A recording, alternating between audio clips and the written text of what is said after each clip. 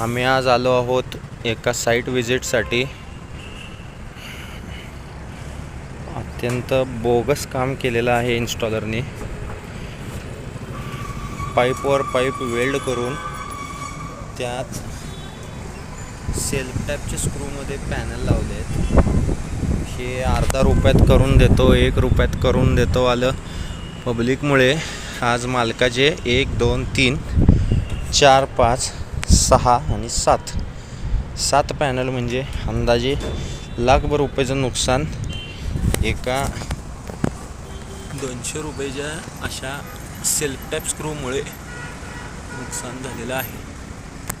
लोकांना वाटतं सोलर फुकटात मिळेल, स्वस्तात मिळेल, परमनंट डॅमेज झाल्यावर समजतं।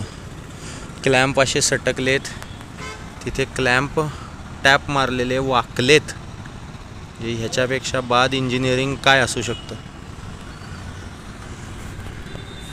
तुम्ही बघू शकता असे भोकं पाडून टॅप मारलेत, ते सुद्धा ह्या मेंबरपासनं ऑफ सेंटरला टॅप मारले आणि ह्याच्या खाली सुद्धा कुठेही पेनिट्रेट नाही आहे। म्हणजे वरच्यावर नुसत्या या एवढ्याशा भोकावर अशा 4 भोकांवर 30 किलोचं वजन कधी पेलेल का कुठली गोष्ट?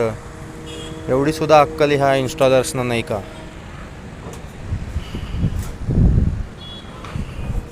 आता हे 3 पॅनल रिट्रीव्ह केलेत आहे, असे नवीन लावून द्यायला पाहिजेत। चांगल्या कंडिशनमध्ये आहेत पण पडलेत खालच्या खाली।